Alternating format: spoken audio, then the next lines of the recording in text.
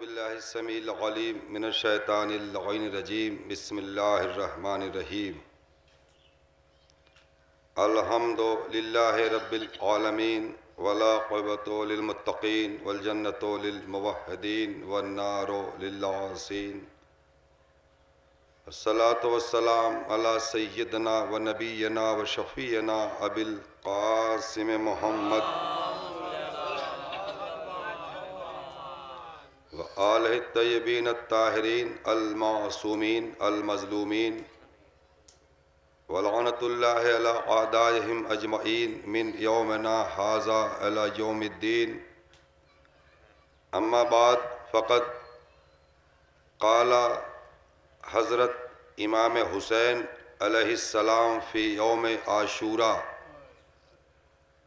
حل من ناصر ینصرنا صلوات بھیج دیں محمد و آل محمد۔ صلوات بآواز بلند۔ اللہم صلی محمد و آل محمد۔ بزرگان محترم، دوستان عزیز، انجمن علمداریہ کھنوائی کی جانب سے ایک جلوس عزا کئی برس سے بسلسلہ 10واں شہدائے کربلا کا انعقاد کیا جا رہا ہے۔ دور دراز سے مومنین بھی تشریف لاتے ہیں۔ ہم گراف ایجنسیز والوں کے بھی شکر گزار ہیں۔ علماء کرام، انجمن ہائے ماتمی، تمامی حضرات کے میں خود بحیثیت میزبان کے شکر گزار ہوں انجمن علمداریہ کھنوائی کی جانب سے۔ مجلس کا آغاز نہ تو قرآن مجید کی کسی آیت سے کیا گیا ہے اور نہ ہی پیغمبر اسلام کی کسی حدیث سے، بلکہ حضرت امام حسین علیہ السلام کی زبان سے نکلے ہوئے الفاظ، جسے تاریخ ہم اور آپ سب آواز استغاثہ کے نام سے جانتے اور پہچانتے ہیں۔ جملہ مصائب کا ہے اور مصائب کے جملے سے فضائل پڑھنا بہت آسان نہیں ہوتا۔ میں بلا فصل گفتگو کا آغاز کرنا چاہتا ہوں، اس لیے کہ آپ تمامی حضرات جانتے ہیں کہ میں مصائب بالخصوص جلوس کی مجلسوں میں جہاں شبیہیں برآمد ہوتی ہیں مصائب میں زیادہ پڑھتا ہوں۔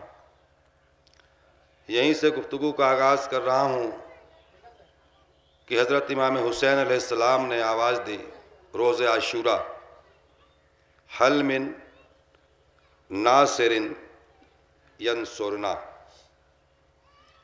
کوئی ہے جو میری مدد کرے، کوئی ہے جو میری نصرت کرے۔ بظاہر امام علیہ السلام مدد مانگ رہے ہیں۔ دیکھیے، ایک بات تو یہ عرض کرتا چلوں کہ قرآن دو ہیں، ایک قرآن صامت اور ایک قرآن ناطق۔ قرآن صامت خاموش قرآن جو ہمارے اور آپ سب کے گھروں میں موجود ہے۔ قرآن ناطق بولتا ہوا قرآن، چہاردہ معصومین علیہم السلام۔ قرآن صامت جو خاموش قرآن ہم سب کے گھروں میں ہے، اس کے لیے حکم یہ ہے کہ قرآن صرف پڑھنے کے لیے نہیں ہے، قرآن صرف رٹنے کے لیے نہیں ہے، قرآن صرف یاد کرنے کے لیے نہیں ہے، بلکہ قرآن تدبر کرنے کے لیے ہے۔ اس پر غور کیجئے اس پر فکر کیجئے، اس پر سوچئے۔ تو میں یہ سوچ رہا ہوں کہ وہ قرآن جو خاموش ہے، جو بول نہیں رہا ہے، اس کے لیے حکم یہ ہے کہ اس پر غور کیجئے کہ کیا کہہ رہا ہے، فکر کیجئے، تدبر کیجئے، اس پہ تو غور کرنے کا حکم ہے۔ اور جو قرآن ناطق، جو بولتا ہوا قرآن ہے، اگر یہ کچھ فرمائے تو اس پر بھی غور کرنا چاہیے کہ آخر اس کی وجہ کیا، راز ہے اس جملے میں، کیا فرما رہے ہیں ہمارے امام؟ کیا فرمایا؟ حل من ناصر ینصرنا، کوئی ہے جو میری مدد کرے؟ جملے کا ترجمہ بتا رہا ہے کہ بظاہر امام علیہ السلام مدد مانگ رہے ہیں، نصرت مانگ رہے ہیں۔ جملہ کس کا ہے؟ فرزند رسول حضرت امام حسین علیہ السلام کا۔ بس 2-3 منٹ تمہید، اس کے بعد گفتگو کا آغاز کر رہا ہوں۔ 25-30 منٹ گفتگو ہو انشاءاللہ، اس میں مسائب زیادہ ہوں گے۔ ایک صلوات بھیج دیں بابا سے بلند۔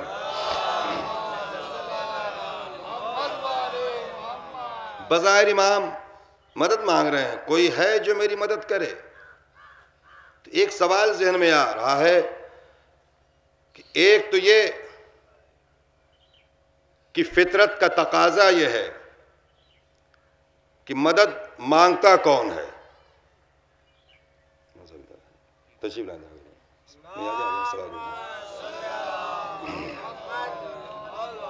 مدد مانگتا کون ہے؟ مدد وہ مانگتا ہے جو مجبور ہوتا ہے۔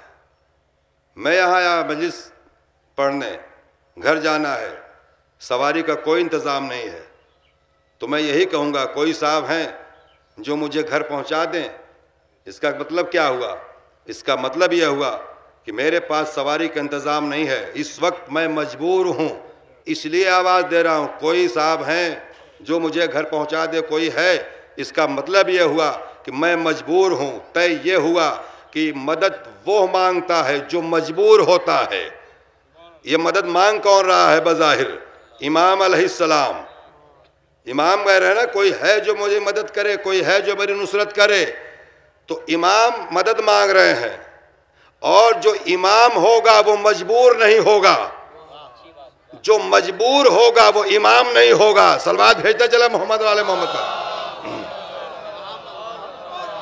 طے ہو گئی بات نا کہ مدد وہ مانگتا ہے جو مجبور ہوتا ہے، لیکن یہ بھی ہے کہ جو مجبور ہوگا وہ امام نہیں ہوگا، اور جو امام ہوگا وہ مجبور نہیں ہوگا۔ دوسری بات کہ مدد یا کوئی بھی چیز وہاں مانگی جاتی ہے جہاں وہ چیز موجود ہو، دستیاب ہو۔ میں اگر کہوں کوئی صاحب ہیں مجھے پانی پلا دیں، پانی یہاں موجود ہے تو مانگنے کا جواز ہے۔ اگر کوئی صحرا میں، ریگستان میں جا کے آواز دے کہ کوئی صاحب مجھے پانی پلا دیں، تو صحرا میں پانی مانگنے کا کیا جواز پیدا ہوتا ہے؟ امام نے کیا فرمایا؟ کوئی ہے جو میری نصرت کرے۔ یہ فرزند رسول مدد کس سے مانگ رہے ہیں؟ انصار و اقربا شہید ہو چکے ہیں، لشکر یزید سے امام مدد مانگ نہیں سکتے۔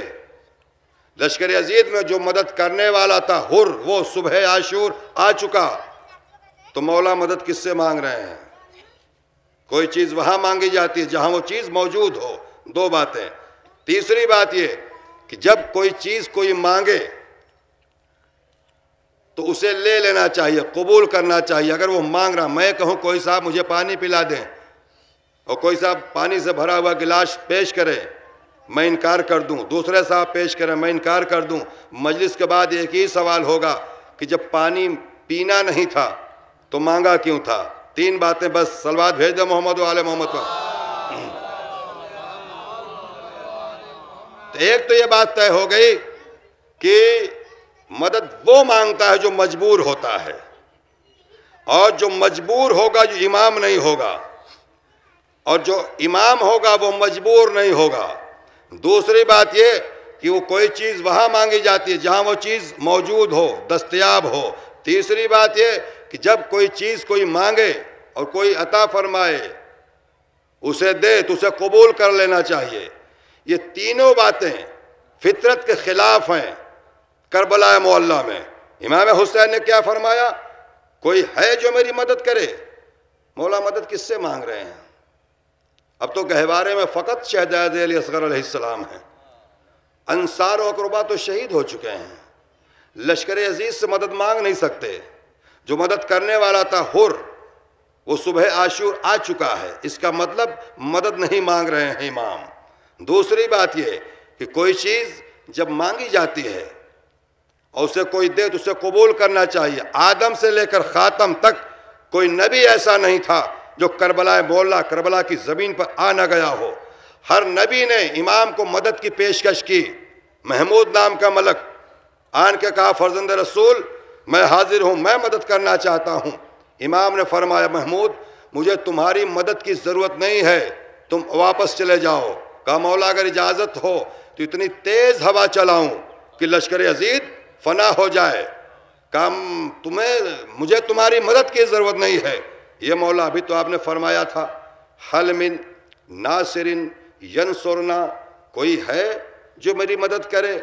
مدد کرنے والے تو آ گئے، مدد نہیں لی۔ مدد نہ لینے کا مطلب یہ ہوا کہ امام کو مدد کی ضرورت نہیں ہے۔ تیسری بات یہ کہ مدد کی پیشکش کرنے کے بعد امام نے مدد نہیں لی ہے۔ اب آئیے تو جب مدد لینا نہیں تھی تو امام نے مدد مانگی کیوں تھی؟ پڑھیے بہار الانوار علامہ مجلسی کی 10ویں جلد۔ علامہ مجلسی لکھتے ہیں کہ امام حسین علیہ السلام کو مدد کی ضرورت نہیں تھی، اور یوں بھی وہ مدد کیا مانگے گا جس کے سامنے اللہ نے کائنات کو خلق کیا ہو، جس کے خالی جھولے نے فطرس کو شفا بخشی ہو، وہ کسی سے مدد کیا مانگ سکتا ہے؟ تو علامہ مجلسی لکھتے ہیں کہ امام حسین علیہ السلام کو مدد کی ضرورت نہیں تھی، بلکہ جس طرح سے جناب ابراہیم اور جناب اسماعیل نے مل کے خانہ کعبہ کی تعمیر کی، اور جب خانہ کعبہ کی تعمیر ہو چکی تو آواز قدرت آئی کہ ابراہیم حج کے لیے پکارو۔ تو جناب ابراہیم نے آواز دی کہ میرے معبود حج کے لیے کس سے پکاروں؟ نہ یہاں آدمی ہے نہ آدم زاد ہے۔ آواز قدرت آئے تم حج کے لیے پکارو، تمہاری آواز جہاں تک جائے گی، یعنی ان روحوں تک اگر آواز تمہاری گئی جو روحیں ابھی دنیا میں آئی نہیں ہیں، جیسے جیسے وہ روحیں تمہاری آواز سنتی جائیں گی قیامت تک، جیسے جیسے وہ روحیں دنیا میں آتی جائیں گی وہ ارکان حج ادا کرتی جائیں گی۔ علامہ مجلسی لکھتے ہیں کہ امام حسین علیہ السلام کو مدد کی ضرورت نہیں تھی، بلکہ امام علیہ السلام نے آواز استغاثہ بلند کر کے دنیا والوں کو یہ بتا دیا کہ میں تو اپنی قربانی پیش کر کے جا رہا ہوں، اب کون ہے جو میری قربانی کی یاد کو باقی رکھے؟ علامہ مجلسی یہ لکھتے ہیں کہ حسین ابن علی نے جب آواز استغاثہ بلند کی، آواز استغاثہ ان روحوں تک بھی پہنچی جو روحیں ابھی دنیا میں آئی نہیں تھیں۔ یہ روحیں جیسے جیسے دنیا میں آتی جائیں گی حسین ابن علی کی مجلس برپا کرتی جائیں گی۔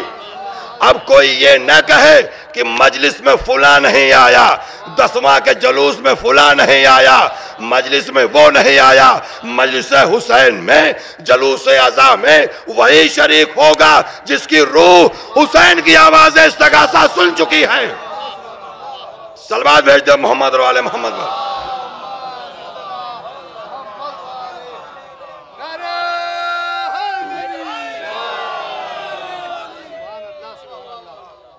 یہ ہے معاملہ، انتظار کرتے رہیے، نہیں آ سکتا کوئی، وہی آئے گا جس کی روح امام حسین علیہ السلام کی آواز استغاثہ سن چکی ہے، اس کے علاوہ کوئی آ ہی نہیں سکتا۔ ورنہ امام مدد مانگے جس نے انبیاء کی مدد کی ہو، اور یہ تو وہ گھرانہ ہے نا، یہاں تو یہ نہیں ہے، یہ سب محافظ دین ہیں، محافظ شریعت ہیں۔ جو محافظ ہوتا وہ مدد نہیں مانگتا، محافظ دین، محافظ شریعت اگر آج حسین ابن علی کی قربانی نہ ہوتی تو کائنات میں جو آواز اذان بلند ہو رہی ہے، جو آج ہم دین اور اسلام کا نام لے رہے ہیں، دین اور اسلام کا نام لینے والا کوئی نہ ہوتا، دین ہی نہ ہوتا تو دین کا نام لینے والا کون ہوتا؟ اس کی وجہ یہ ہے کہ حسین ابن علی علیہ السلام نے اور اس گھرانے نے، مولائے کائنات علی ابن ابی طالب نے اسی گھرانے نے دین بنایا بھی ہے، اسی گھرانے نے دین پھیلایا بھی ہے، اسی گھرانے نے دین بچایا بھی ہے۔ محمد عربی ذات ایک ہے، ذمہ داریاں تین ہیں کہ میرے حبیب تمہیں کو اسلام بنانا ہے، تمہیں کو اسلام سکھلانا ہے اور تمہیں کو اسلام بچانا ہے۔ چنانچہ پیغمبر اسلام نے حضرت محمد مصطفیٰ صلی اللہ علیہ وآلہ وسلم متوجہ ہیں آپ حضرات، تین ذمہ داریاں ہیں میرے حبیب، تمہیں کو اسلام بنانا ہے، تمہیں کو اسلام پھیلانا ہے، تمہیں کو اسلام بچانا ہے۔ چنانچہ 40 برس تک پیغمبر اسلام نے اسلام کو بنایا، 23 برس تک پیغمبر اسلام نے اسلام کو پھیلایا، صبح قیامت تک پیغمبر اسلام نے اسلام کو بچایا۔ 40 برس میں مردہ ضمیروں کو محمد عربی نے اتنا جلا دیا کہ بے ایمانوں نے امین کہا، جھوٹوں نے صادق مانا، اور 23 برس تک پھیلایا اسلام کو۔ لیکن محمد عربی جب 40 برس تک اسلام بنا رہے تھے تب بھی مددگاروں کی ضرورت تھی۔ متوجہ ہو جائیں حضرات، جب پیغمبر اسلام 23 برس تک اسلام پھیلا رہے تھے تب بھی مددگاروں کی ضرورت تھی، اور جب صبح قیامت تک اسلام بچایا جا رہا تھا تب بھی مددگاروں کی ضرورت تھی۔ اور چونکہ اسلام صرف مردوں کے لیے نہیں آیا تھا بلکہ مرد اور عورت دونوں کے لیے آیا تھا، لہذا مددگار کے طور پر مردوں میں ایک مرد کی ضرورت تھی، عورتوں میں ایک عورت کی ضرورت تھی۔ چنانچہ 40 برس تک جب محمد عربی نے اسلام بنایا اس وقت بھی پیغمبر کو مددگار کے طور پر ایک عورت ایک مرد ملے۔ 23 برس تک جب محمد عربی نے اسلام کو پھیلایا تب بھی مددگار کے طور پر محمد عربی کو ایک عورت ایک مرد مددگار ملے۔ جب صبح قیامت تک اسلام بچایا جا رہا تھا، یہ ہے اسلام کی تاریخ، اس وقت جو مددگار کے طور پر پیغمبر اسلام کو ایک عورت ایک مرد ملے۔ 40 برس تک جب محمد عربی نے اسلام بنایا، 40 برس تک، تو مددگار کے طور پر تاریخ نے جس مرد کا نام لیا ہے اس کا نام ہے جناب ابو طالب علیہ السلام۔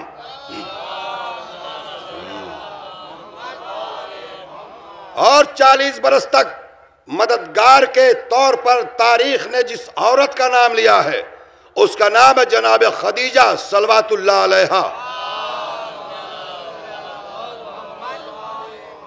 23 برس تک جب اسلام پھیلایا جا رہا تھا اس وقت مددگار کے طور پر تاریخ نے جس مرد کا نام لیا ہے اس کا نام ہے مولائے کائنات علی ابن ابی طالب۔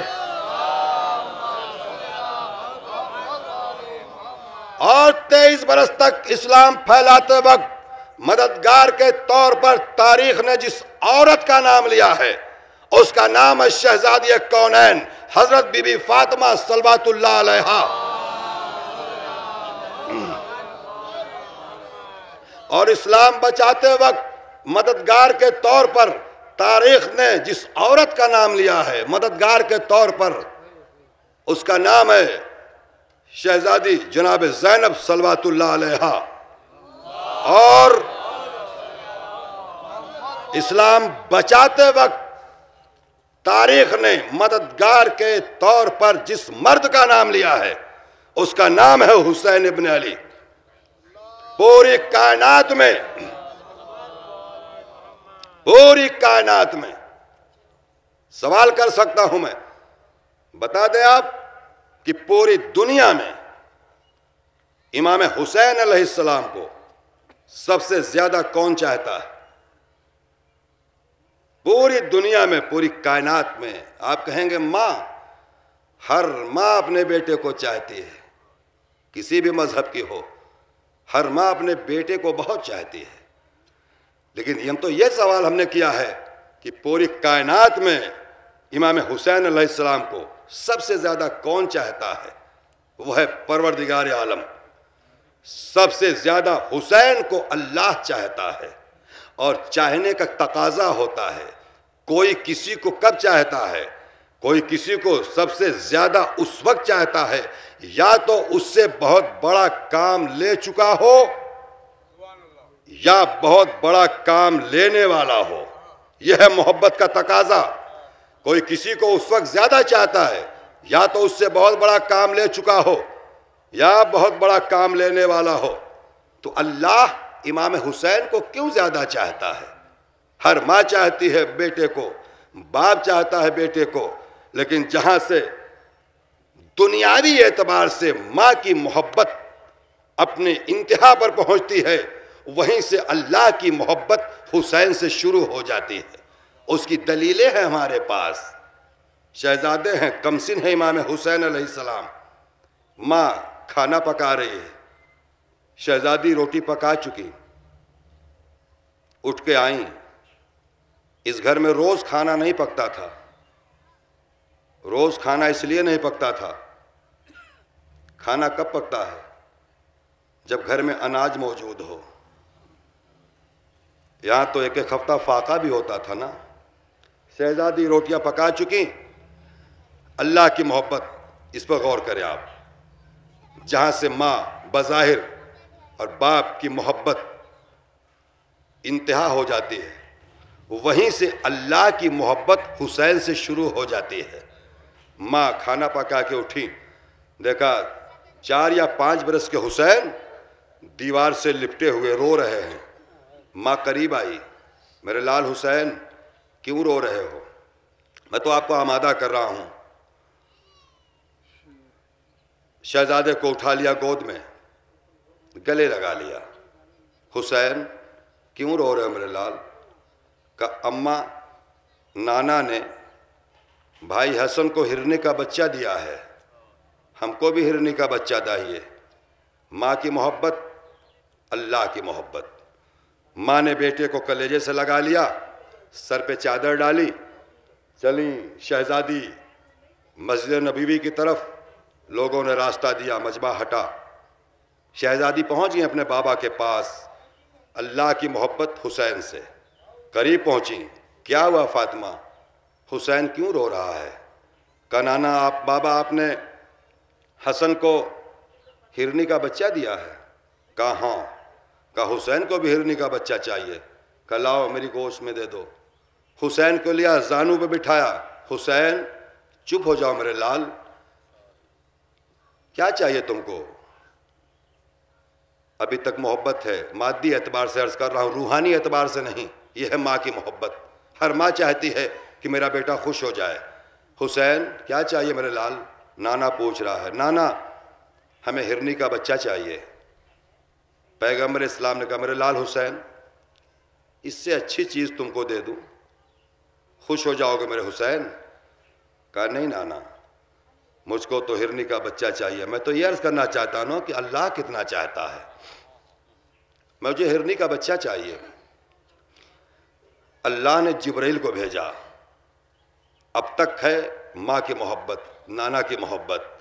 اللہ نے جبرائیل کو بھیجا، جبرائیل جاؤ میرے حبیب کو سلام کہو، اور کہو کہ اگر کہیں، جا کے کہو کہ اگر اجازت ہو تو میں حسین کو اپنے پروں پہ بٹھا کے پوری کائنات کی سیر کرا دوں۔ حسین نے کہا نہیں، مجھے کائنات کی سیر نہیں کرنا ہے، مجھے ہرنی کا بچہ چاہیے۔ اور وہ کائنات کی سیر کیا کرے گا جس کے صدقے میں اللہ نے کائنات کو خلق کیا ہو؟ وہ کیا سیر کرے گا کائنات کی؟ مجھے ہرنی کا بچہ چاہیے. گفتگو ہو رہی ہے, پیار کر رہے ہیں نانا. اتنے میں سامنے شور اٹھا. لوگوں نے کیا دیکھا؟ ایک ہرنی گود میں بچہ لپٹائے ہانپتی ہوئی, بھاگتی ہوئی, دوڑتی چلی آ رہی ہے. پیغمبر اسلام کے قریب آ کے رک گئی. اب پیغمبر اسلام مخاطب ہو گئے ہرنی سے, تیرا آنا کیسے ہوا؟ کہا فرزند رسول میرے 2 بچے تھے, میں دونوں بچوں کو جنگل میں لے گئی تھی دودھ پلانے. صیاد آیا, ایک بچے کا شکار کر لیا, دوسرا بچہ لے کے میں دریا کے کنارے چلی گئی. وہاں دودھ پلا ہی رہی تھی کہ ایک ہیبت ناک ملک آیا. آنے کے بعد اس نے مجھے حکم دیا کہ جلدی اس بچے کو لے جا کے رسول تک پہنچا دو, اس سے پہلے کہ حسین کی آنکھوں سے آنسو ٹپکے. یہ اللہ کی محبت شروع ہو گئی. یہ ہے اللہ کی محبت. کیوں محبت کرا؟ پروردگار حسین سے محبت اتنی کیوں کر رہا ہے؟ یہ ہے محبت. اس لیے محبت کر رہا ہے اللہ. میں نے پہلے عرض کیا تھا, یا تو اس سے محبت ہوتی ہے جس سے بہت بڑا کام لیا جا چکا ہو, یا بہت بڑا کام لینے والا ہو. بتائیے اللہ نے, اللہ کا سب سے بڑا کام کس نے کیا ہے؟ جتنا بڑا کام اللہ کا حسین نے کیا ہے کسی نبی نے نہیں کیا ہے. اس کی دلیل ہے ہمارے پاس. اللہ نے آواز دی کہ تم میرا ذکر کرو, میں تمہارا ذکر کروں گا. تم میرا ذکر باقی رکھو, میں تمہارا ذکر باقی رکھوں گا. اللہ کا ذکر آدم نے بھی کیا, اللہ کا ذکر نوح نے بھی کیا, اللہ کا ذکر ابراہیم نے بھی کیا, اللہ کا ذکر موسیٰ نے بھی کیا, اللہ کا ذکر عیسیٰ نے بھی کیا. ہر نبی نے اللہ کا ذکر کیا, ملائکہ نے بھی اللہ کا ذکر کیا, فرشتوں نے بھی اللہ کا ذکر کیا, اور امام حسین نے بھی اللہ کا ذکر کیا. سب نے ذکر باقی رکھا. حسین ابن علی نے بھی اللہ کا ذکر باقی رکھا. لیکن فرق کیا ہے؟ فرق یہ ہے کہ ہر نبی نے اللہ کا ذکر کیا اپنی حیات بھر, اپنی زندگی بھر, لیکن حسین ابن علی نے ذکر کیا سر و تل میں جدائی ہونے کے بعد نو کے نیزہ سے حسین ابن علی کے سر نے قرآن کی تلاوت کر کے بتا دیا کہ نبی اور ہوتا ہے, حسین اور ہوتا ہے. صلوات بھیج دے محمد اور آل محمد پر. ایک اور صلوات بھیج دے بآواز بلند.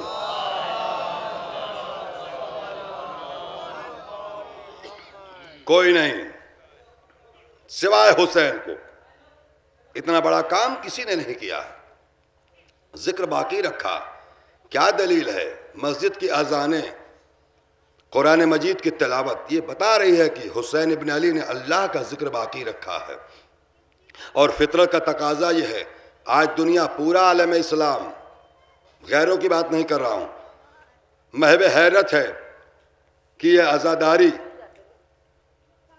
یہ ذکر حسین, یہ مجلس حسین کیوں نہیں رک رہی ہے؟ اس کی وجہ کیا ہے؟ کیا ریزن ہے اس کا کہ جو ذکر حسین رک نہیں رہا ہے, دن بدن بڑھتا ہی جا رہا ہے؟ اس کی وجہ یہ ہے کہ اللہ نے کیا کہا تھا, تم میرا ذکر باقی رکھو, میں تمہارا ذکر باقی رکھوں گا. پہلے اللہ چاہتا تھا کہ اس کا ذکر باقی رکھا جائے, تو امام حسین علیہ السلام نے اللہ کا ذکر باقی رکھا کہ نہیں؟ وعدہ اللہ کا ہے کہ تم میرا ذکر باقی رکھو, میں تمہارا ذکر باقی رکھوں گا. تو حسین ابن علی نے اللہ کا ذکر باقی رکھا. اذان کی آوازیں بتا رہی ہیں. اب وعدے کے مطابق, جو کہ اللہ وعدہ کر چکا ہے, اب وعدے کے مطابق اللہ کو حسین کا ذکر باقی رکھنا ہوگا. اور انسان کی فطرت کا تقاضا یہ ہے کہ کوئی بھی انسان وہی کام کرتا ہے جتنی اس کے پاس طاقت ہوتی ہے. اپنی طاقت کے مطابق ہر انسان کام کرتا ہے. تو جتنی طاقت حسین ابن علی میں تھی, اپنی طاقت کے مطابق حسین نے اللہ کا ذکر باقی رکھا. اب جتنی طاقت اللہ میں ہے, اپنی طاقت کے مطابق اللہ حسین کا ذکر باقی رکھے. اب ذکر حسین اس لیے نہیں رک رہا ہے کہ ذکر حسین روکنے کے لیے سامنے اسے آنا پڑے گا جس کے پاس اللہ سے بڑی طاقت ہو. نہ اللہ سے بڑی طاقت کسی کے پاس ہو سکتی ہے، نہ ذکر حسین رک سکتا ہے۔ صلوات بھیجو محمد اور آل محمد پر۔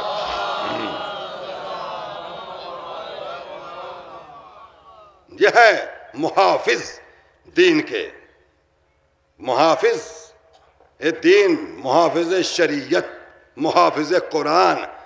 حافظ نہیں ہے، محافظ ہیں۔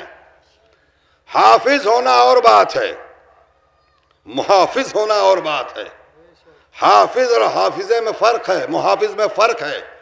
حافظ کا حافظہ، اس کی میموری اس کے مر جانے کے بعد اس کا ساتھ چھوڑ دیتی ہے، لیکن جو محافظ ہوتا ہے سر و تن میں جدائی ہونے کے بعد بھی نوک نیزہ سے قرآن کی تلاوت کرتا ہے۔ صلوات بھیج دے محمد اور آل محمد پر۔ بس 10 منٹ اور گفتگو کو۔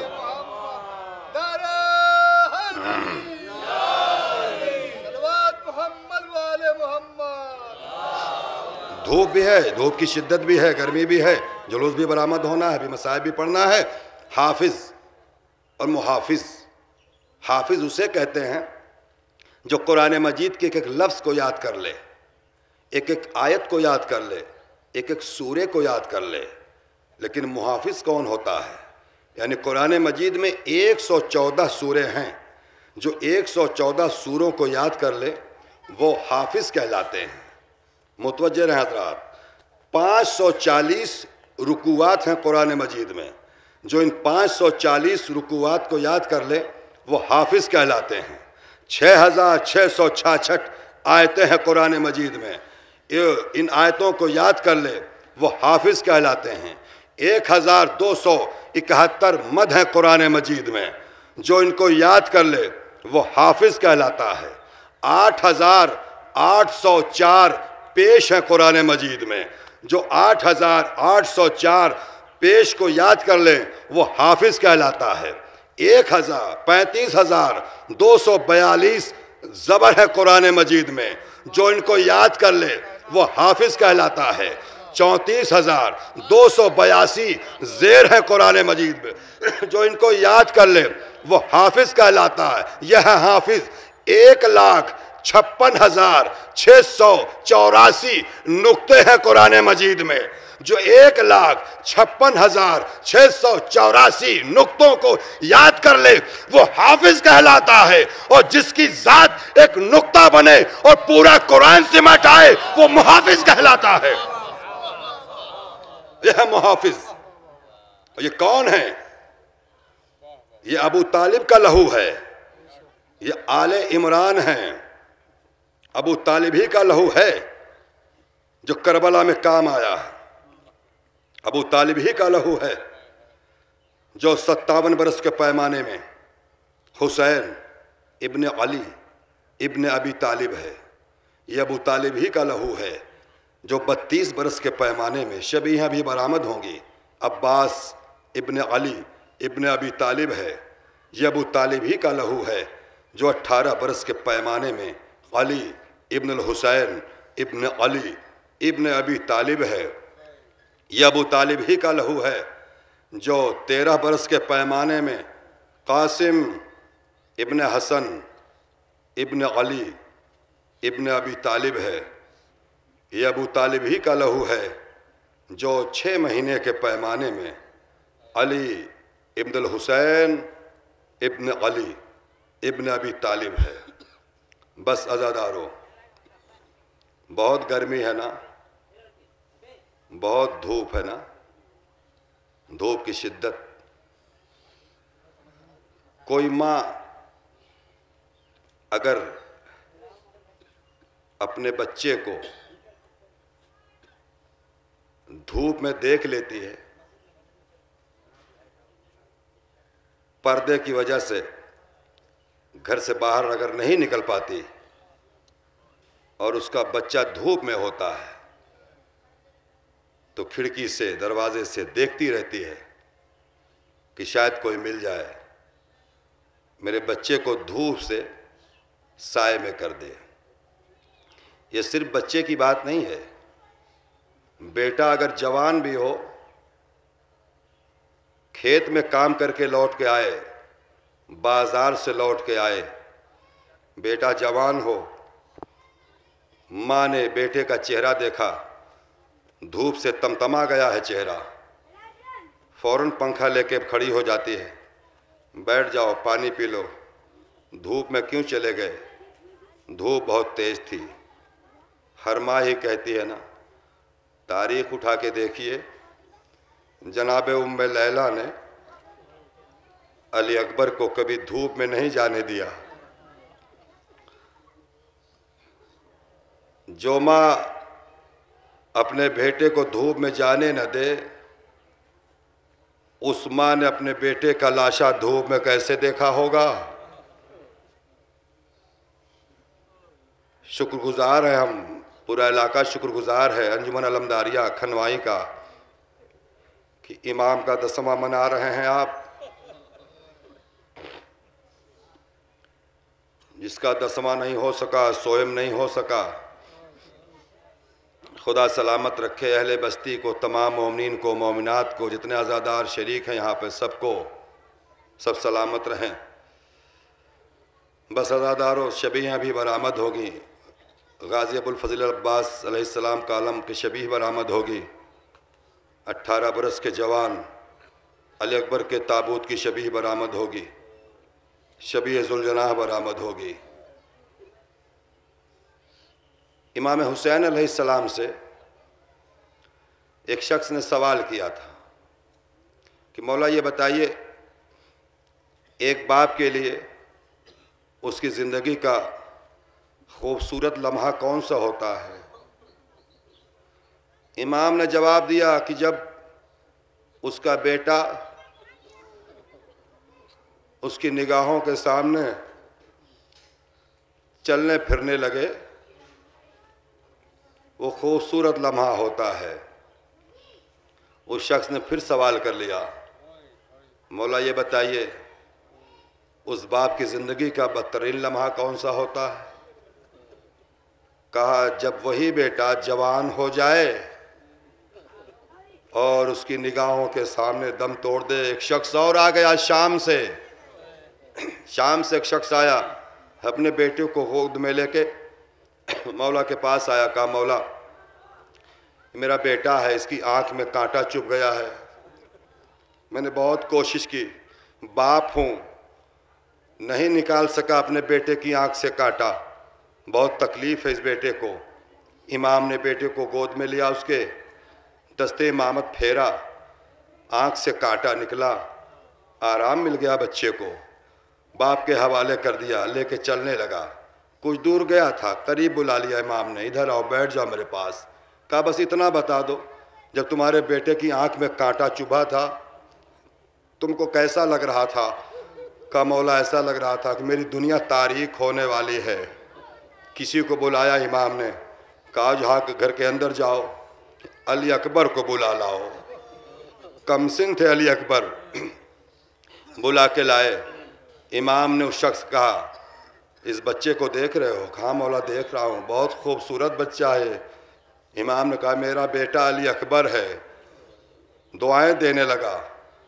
اس کے بعد کہا یہ بتاؤ کہ تمہاری بیٹے کی آنکھ میں کانٹا چبھا تھا نا، تمہیں بہت تکلیف ہو رہی تھی، تم اپنے بیٹے کی آنکھ سے کانٹا نہیں نکال سکے، میرا بیٹا تم دیکھ رہے ہو، یہ میرا بیٹا جب 18 برس کا جوان ہوگا تو اس میرے بیٹے کے سینے میں برچھی کا پھل ٹوٹے گا، میں اپنے ہاتھوں سے نکالوں گا۔ ہاں عزادار امام مظلوم، آج محرم کی 20 تاریخ ہے، اصل واقع شہادت نہیں پڑھوں گا، مصاحب سنتے جائیں آپ۔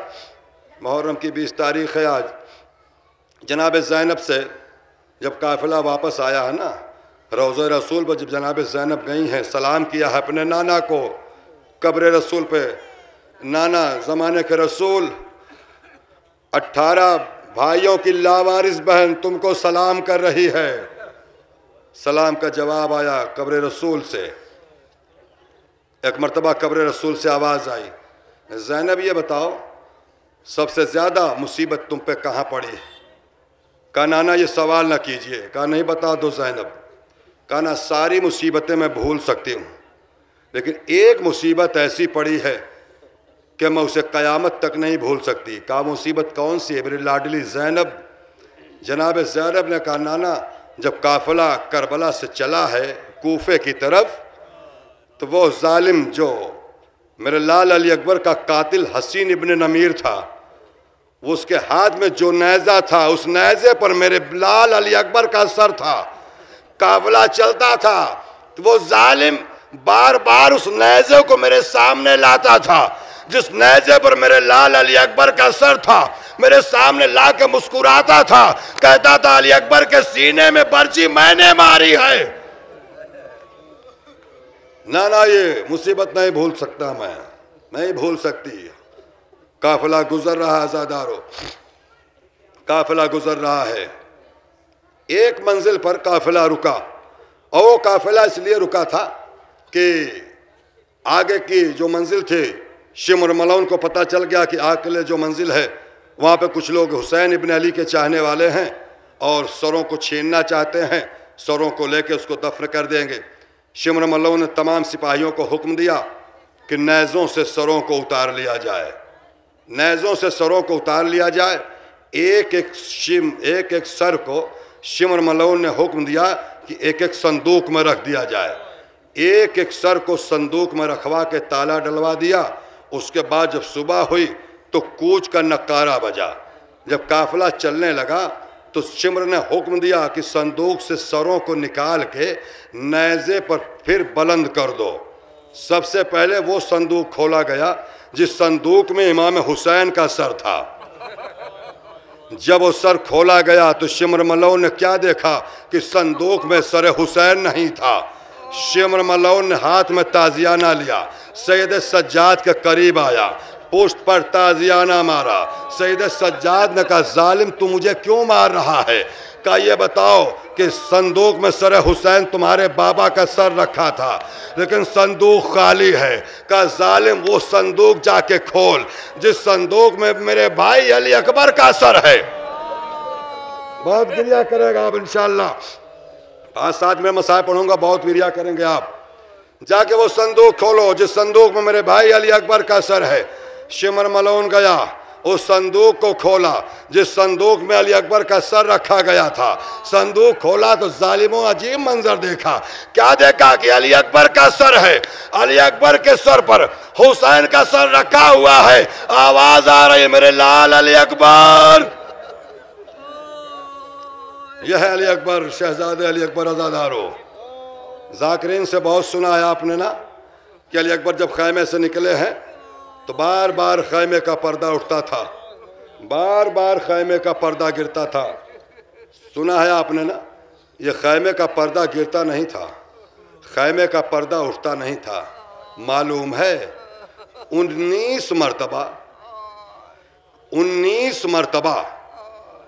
امام حسین علیہ السلام نے علی اکبر کو رخصت کیا ہے اور 19 مرتبہ واپس بلایا ہے۔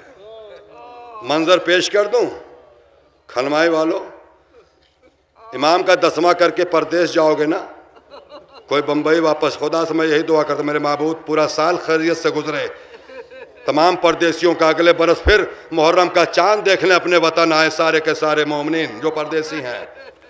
ایک منظر ہر گھر کا پیش کرتا ہوں، یہاں سے کوئی پردیسی اگر جانا لگے گا، باپ اس کا ضعیف ہو، دروازے پہ گاڑی آ کے کھڑی ہے، جوان بیٹا پردیس جانے والا ہے، ماں امام ضامن باندھ چکی ہے، بوڑھا باپ بیمار ہے، سن لیا کہ بیٹا آج بمبئی جا رہا، پردیس جا رہا ہے، عصا کے سہارے سے اٹھتا ہے، دروازے پر آتا ہے، بیٹے کو گاڑی پہ سوار کرتا ہے، جب تک گاڑی نگاہوں کے سامنے سے اوجھل نہیں ہو جاتی بوڑھا باپ عصا کے سہارے سے کھڑا رہتا ہے، جبکہ وہ جانتا ہے، اسے یقین ہے کہ 1 سال کے بعد میرا بیٹا محرم کرنے پھر آئے گا۔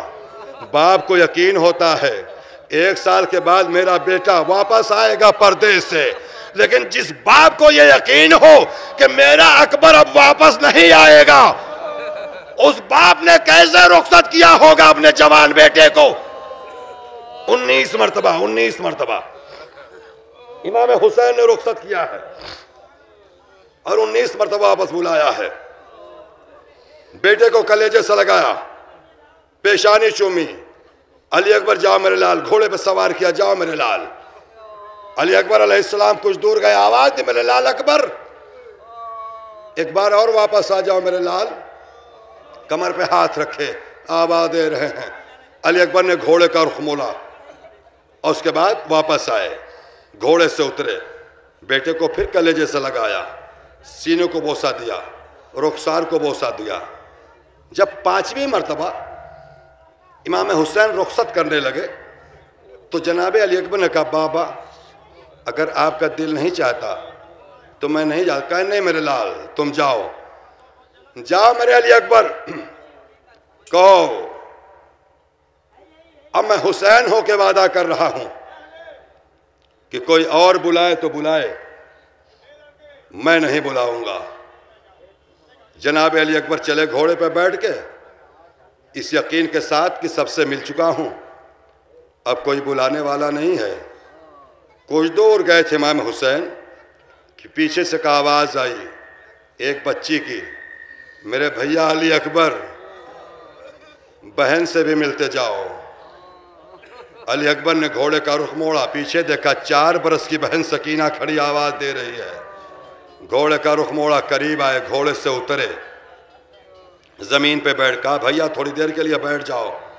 جناب علی اکبر بیٹھ گئے۔ 4 برس کی بچی سکینہ نے اپنے ننھے ہاتھوں سے علی اکبر کے قبا کے بٹن کو کھولنا شروع کیا اور اس کے بعد جوان بھائی علی اکبر کے سینے پر بوسہ دینا شروع کیا۔ بوسہ دینے لگی تو علی اکبر نے کہا سکینہ کیا بات ہے؟ کہا بھیا علی اکبر یہ میں اپنی بہن سغرا کی طرف سے بوسہ لے رہی ہوں۔ بہن سغرا نے کہا تھا سکینہ جب بھیا اکبر کی شادی ہو تو میری طرف سے بوسہ لے لینا۔ ہاں زیادہ رو، خوب گریہ کر رہے ہیں آپ، بہت گریہ ہو رہا ہے۔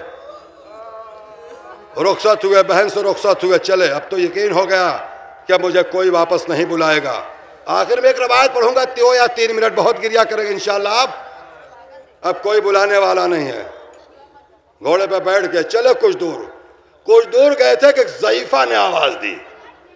19 مرتبہ بلایا ہے امام حسین نے اور 19 مرتبہ رخصت کیا ہے۔ ایک ضعیفہ کی آواز آئی، اے ہم شکل پیغمبر ایک مرتبہ اور آ جاؤ۔ مڑ کے دیکھا علی اکبر نے، دادی فضہ بلا رہی تھی، بال سفید ہو چکے ہیں۔ کہا دادی اماں وقت بہت کم ہے، یا تو آج مجھے مر جانے دو بابا کو بچا لو، یا بابا کو مر جانے دو مجھے بچا لو، بہت دیر ہو رہی ہے دادی اماں۔ جناب فضہ کہتی ہم شکل پیغمبر اے میرے لال اکبر تم گھوڑے کا رخ موڑو، رکابوں پہ زور دے کے کھڑے ہو جاؤ، خیموں کی طرف دیکھو، میں خیمے کا پردہ اٹھاتی ہوں، ایک منظر دکھلاؤں گی، اگر دیکھ کے تمہارا دل کہے تو آ جانا۔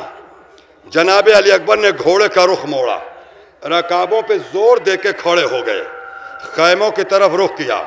جناب فضہ نے خیمے کا پردہ اٹھایا، جب خیمے کا پردہ اٹھایا تو علی اکبر نے کیا دیکھا کہ بیمار بھائی سید سجاد کوہنیوں کو ٹیک لگایا، آواز دے رہا میرے بھائی علی اکبر بیمار بھائی سے بھی ملتے جاؤ۔ منظر دیکھا علی اکبر نے، گھوڑے کا رخ موڑا، گھوڑا دوڑاتے ہوئے قریب آئے، گھوڑے سے اترے، گھر کے اندر داخل ہوئے، بیمار بھائی کے گلے میں باہیں ڈالیں، بہت گریہ کیا، بہت روئے، غش آ گیا۔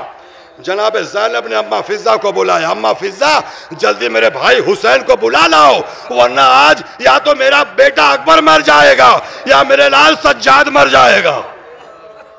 گئیں جناب زینب نے کہا، جناب فضہ گئیں، بلا کے لائے امام حسین کو، دونوں بھائیوں کو جدا کیا، آواز میرے لال سجاد علی اکبر کو 1 مرتبہ قتل ہونا ہے، جانے دو علی اکبر کو، تم کو کئی مرتبہ قتل ہونا ہے، تم کو بہت رونا ہے میرے لال سجاد، تمہیں کربلا سے رو کے گزرنا ہے، کوفے میں گزرنا ہے، شام میں رونا ہے تمہیں، بس آزاد رو۔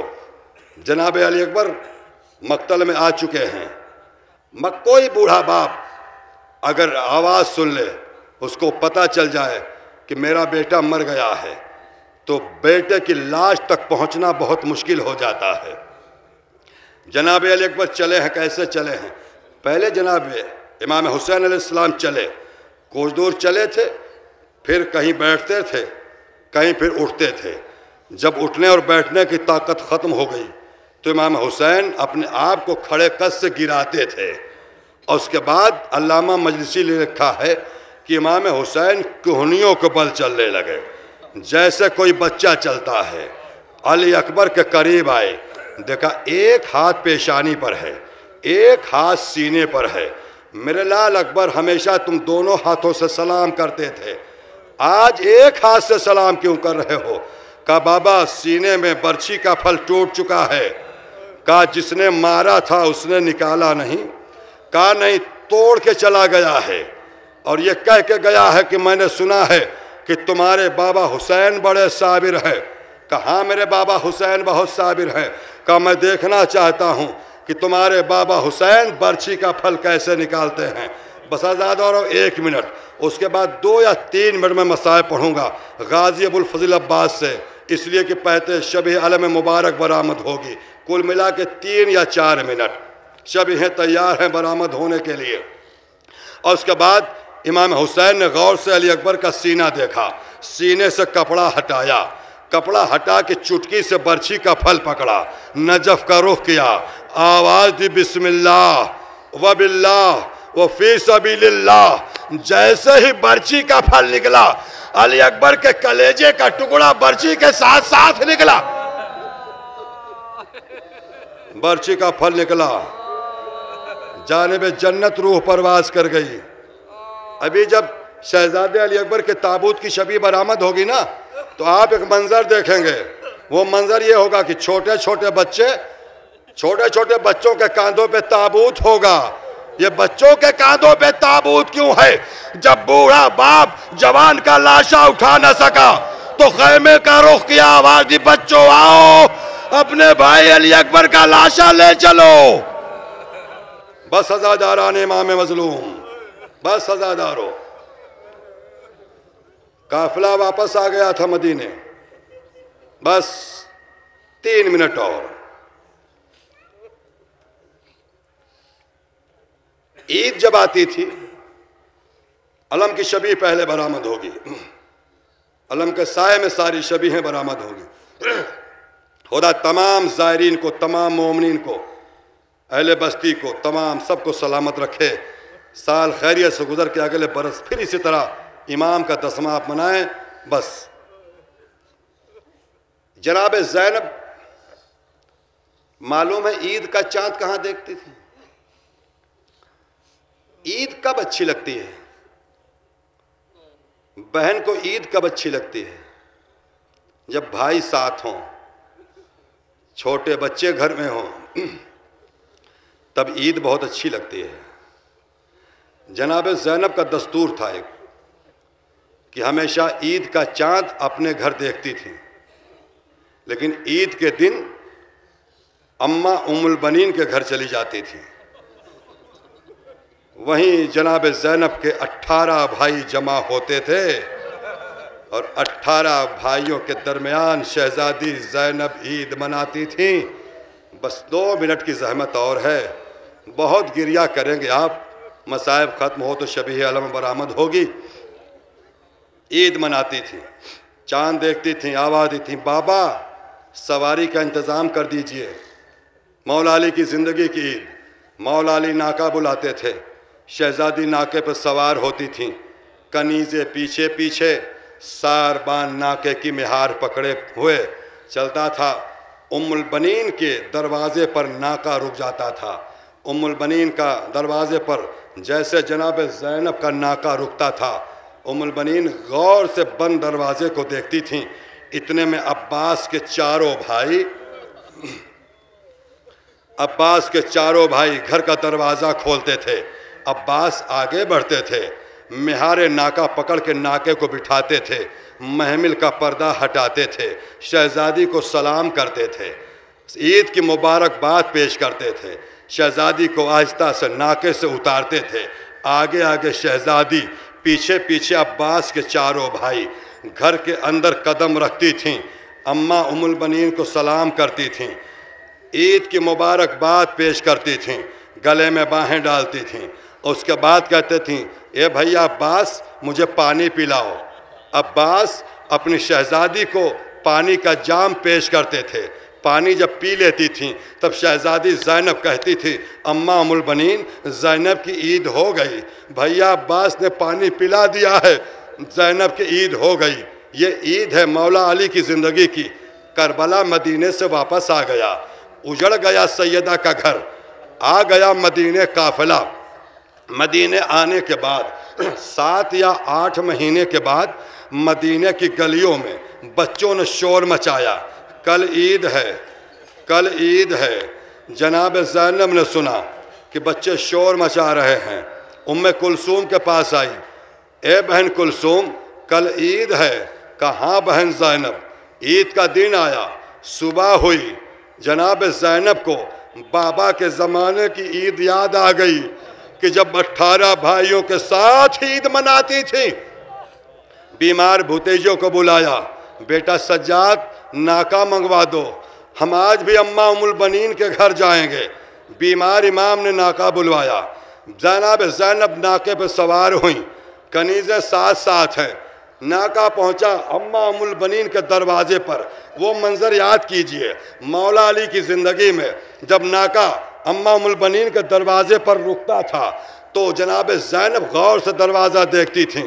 عباس کے چاروں بھائی دروازہ کھولتے تھے، آگے آگے عباس ہوتے تھے، لیکن آج جب ناکہ رکا ہے تو وہی بند دروازہ جناب زینب دیکھ رہی ہے، دروازہ کوئی کھولنے والا نہیں ہے۔